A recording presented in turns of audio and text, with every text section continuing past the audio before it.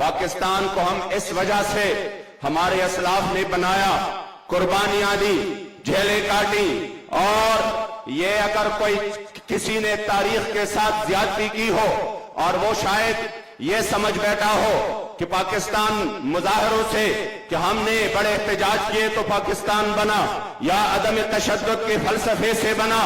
یہ تو چرچل نے بھی لکھا اپنی یادداشت میں کہ 1857 کے جنگ آزادی کے مجاہدوں کے ساتھ ہمارا ٹاکرا تھا تو وہ اس طرح مجاہد تھے کہ ان کے ہاتھوں میں جو سوٹیاں تھی وہ کام کر رہی تھی، جو ہمارے توپے وہ کام نہیں کر رہی تھی۔ تاریخ اس پر گواہ ہے کہ پاکستان آزاد ہوا ہے، انگریز یہاں سے بھاگا ہے تو وہ کسی ریفرنڈموں کی وجہ سے نہیں، وہ کسی بھی احتجاج کی وجہ سے نہیں، وہ عدم تشدد کی فلسفوں کی وجہ سے نہیں۔ اگر پاکستان سے انگریز برصغیر پاک و ہند سے بھاگ چکا ہے تو وہ صرف اور صرف مجاہدین کی جذبہ جہاد سے بھاگ چکا۔ بسم اللہ الرحمن الرحیم، الصلاۃ والسلام علیک سیدی یا رسول اللہ وعلی آلک واصحابک سیدی یا خاتم النبیین۔ دل میں تھا دل بر میں تھا جانان میں تھے، دل میں تھا دل بر میں تھا جانان میں تھے، روح میں تھا جگر میں تھا جان میں تھے۔ زما مشک و عنبر نشت بے لتانا، مشک میں تھا عنبر میں تھا ریحان میں تھے۔ اور نہ میں درشت بے لتان، نہ میں دارشتہ درد میں تھا دوا میں تھا دردمان میں تھے۔ یا رسول اللہ ستا پمینک میں دن و ایمان اولید، دن میں تا اسلام میں تا ایمان میں تے، او دا محمد امین زلطا پا منگل یوڑو، شوق میں تا او ذوق میں تا جانان میں تے۔ جو موضوع مجھے ملا ہے وہ ہے پاکستان بنایا تھا اور اب پاکستان بچانا ہے۔ حقیقت تو یہ ہے کہ پاکستان اسلام کے نام پہ بنا، لیکن اس کے مقصد کو آج 76 سال ہو چکے ہیں کہ لوگ بھول چکے ہیں، اور انہوں نے پاکستان کا مقصد صرف روٹی کپڑا مکان روڈ اسپتال یہ بنایا کہ نہیں، ہم نے شاید اس وجہ سے، تو یہ ان روحوں کے ساتھ غداری ہے جن شہداء نے اس ملک کے لیے عظیم تر قربانیاں دی۔ انہوں نے قربانیاں اس لیے نہیں دی کہ ہندوستان میں اسکول نہیں تھے، کالجز نہیں تھے، یونیورسٹیاں نہیں تھی، مدارس نہیں تھے، فلم انڈسٹریاں نہیں تھی، یہ سب کچھ ادھر بھی موجود تھا، لیکن 70,000 ماؤں بہنوں کے عزتیں تار تار ہوئی اور لاکھوں مسلمان شہید ہو گئے، اور تاریخ کی سب سے بڑی ہجرت ہوئی۔ کس لیے؟ صرف اس لیے کہ ہمیں ایک ایسا ملک چاہیے جس میں صرف اور صرف سکہ اور نظام میرے مصطفی کریم کا چل رہا ہو۔ میرے جد امجد فرماتے تھے منخلطانا پاکستان وقت قرآن دا پارا چپا قرآن نشی رنا دا پاکستان بسوی، او چھ دا قرآن قانون خواہ پخپل وطن کی نوی، چھ دا ظالم ہم شیطان نوی نو شیطان بسوی۔ پاکستان کو ہم اس وجہ سے ہمارے اسلاف نے بنایا، قربانیاں دی، جھیلیں کاٹی، اور یہ اگر کوئی کسی نے تاریخ کے ساتھ زیادتی کی ہو اور وہ شاید یہ سمجھ بیٹھا ہو کہ پاکستان مظاہروں سے کہ ہم نے بڑے احتجاج کیے تو پاکستان بنا، یا عدم تشدد کے فلسفے سے بنا، یہ تو چرچل نے بھی لکھا اپنی یادداشت میں کہ 1857 کے جنگ آزادی کے مجاہدوں کے ساتھ ہمارا ٹاکرا تھا تو وہ اس طرح مجاہد تھے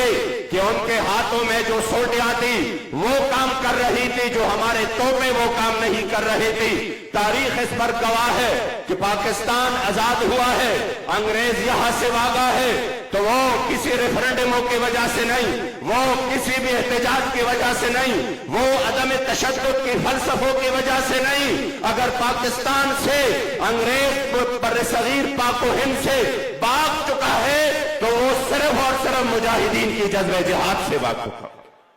لیکن آج انہوں نے ایک طرف تو یہ زیادتی کی کہ پاکستان بنانے کے مقصد کو بھول گئے، اور دوسرے طرف اب بچانے کے لیے انہوں نے وہ فرسودہ نظام رائج کیا کہ کبھی کہتے ہیں کہ نہیں نہیں ہم قرضے لیں گے تو یہ ملک بچ جائے گا, ہم جو ہے یہ IMF کے سامنے لیٹیں گے تو یہ ملک بچ جائے گا. بابا جی ہمیشہ قبلہ امیر المجاہدین رحمت اللہ تعالی علیہ ونور اللہ مرقدہ الشریف ہمیشہ اقبال کے اس انداز میں فرماتے تھے کہ یہ مت کہنا کہ ہمارے ہاتھ میں کچھ ہے نہیں, ہم جب سے معاشی طور پر مضبوط نہیں ہوں گے. آپ فرماتے تھے سبب کچھ اور ہے تو جس کو خود سمجھتا ہے, زوال بندے مومن کا بے زری سے نہیں, اگر جہاں میں میرا جوہر اشکار ہوا قلندری سے ہوا ہے تونگرے سے نہیں, اگرچہ زر بھی ہے دنیا میں قاضی الحاجات جو فقر سے ہے میسر تونگری سے نہیں, اگر جوان ہو میرے قوم کے جسور و غیور تو قلندری میری کچھ کم سکندری سے نہیں. آپ نے فرمایا ہمیشہ کہ نہیں اسلام اس طرح کا دین ہے کہ یہ تو اسلام کی تاریخ ہے. آپ معیشت اٹھا کے دیکھیے, ہمیشہ اگر اسلام کی تاریخ میں مسلمانوں کی معیشت اٹھی ہے تو وہ قرضوں سے نہیں, وہ خیرات اور بھیک مانگنے سے نہیں, بلکہ وہ جہاد سے اٹھی ہے, وہ مال غنیمت سے اٹھی ہے. آپ تاریخ اٹھا کر دیکھیے تو آپ کو نظر آ جائے گا کہ جب عمرو بن عبد ود کی لاش پڑی تھی اور انہوں نے کہا ہم 12,000 دینار اس کی دیتے ہیں, 12,000 نوفل کی دیتے ہیں, یہ وہ وقت تھا جو مسلمان معاشی طور پر بہت زیادہ مشکلات کا شکار تھے, لیکن سرکار نے فرمایا لا نأکل ثمن الموتى, ان کو کہہ دو یہ بدبودار جس میں واپس لے جائے ہم ان کے پیسے نہیں لیتے. اس لیے جب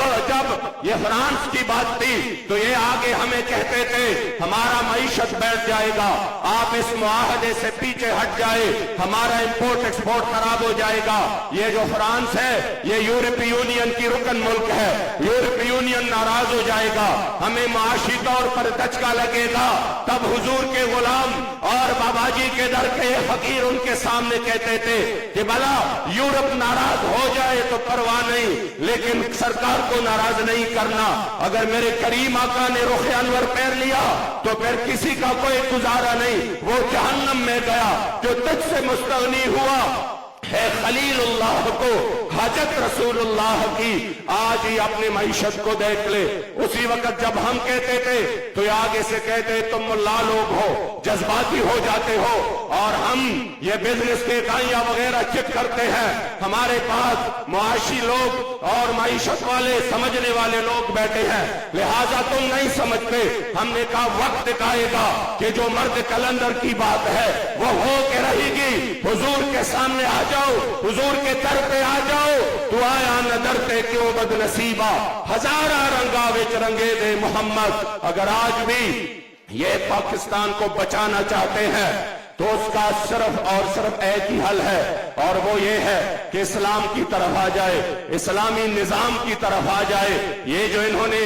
مصنوعی محبتیں ہمارے دلوں میں ڈالنے کی کوششیں کی ہے, بخدا مجھے یاد ہے کہ جب پرویز مشرف کی دور سے سب سے پہلے پاکستان کا نعرہ لگا, یہ بڑا دلکش نعرہ تھا, ہر کسی کے دل کو بھا رہا تھا, لیکن میں نے اسی وقت دیکھا کہ ایک مرد کلندر نے اس کا مقابلہ کیا. انہوں نے کہا یہ اس طرح نہیں ہے, اس کو کہتے ہیں کلمت حق ارید بہا الباطل. یہ پاکستان کی محبت میں نہیں کہہ رہے بلکہ یہ اسلام سے عداوت اور دشمنی کی وجہ سے کہہ رہے ہیں. سب سے پہلے اسلام ہے. اسی وقت شاید یہ نعرہ لوگوں کو حب الوطنی نہیں لگ رہا تھا, دہشت گردی اور انتہا پسندی کا نعرہ لگ رہا تھا, لیکن آج تاریخ نے ثابت کر دیا. اگر آپ نے دیکھا ہو اس معصوم فلسطین کے بچے کو جس کے اوپر وہ ملبہ گرا ہے اور اتنی سوراخ رہتی ہے, اور اس سوراخ میں اس چھوٹے بچے نے اپنے چھوٹے ہاتھ باہر کیے ہوئے ہیں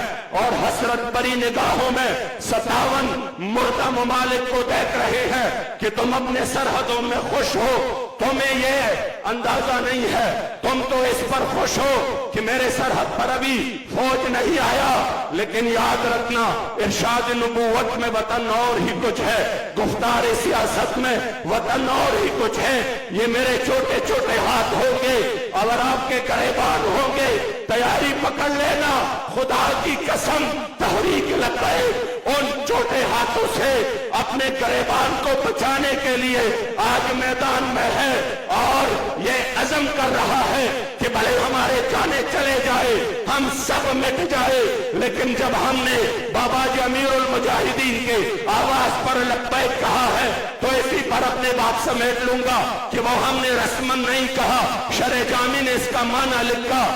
उकीमो लिखिदमत का वम्तिसाल अम्र का ला अब्रहु अन मकानी इकामतन कसीरतम मुततालिया। या रसूल अल्लाह, लब्बैक का माना हम आपके खिदमत के लिए हाजिर, आपके दीन के लिए हाजिर, वम्तिसाल अम्र का आपके फरमान को मानने के लिए दिलो जान से हाजिर। ला अब्रहु अन मकानी, पाबंदियां लगाए, जेलें भर दे, अपनी पूरी ताकत जुल्म और बर्बरियत पे उतर आए। ला अब्रहु अन मकानी, हमें मौके से एक इंच भी पीछे नहीं हटने वाले। इकामतन कसीरतन मुततालिया। या रसूल अल्लाह, हम भी खड़े हैं और इंशाअल्लाह इस मकसद के लिए हमारे आइंदा आने वाले नस्लें भी खड़े रहेंगी।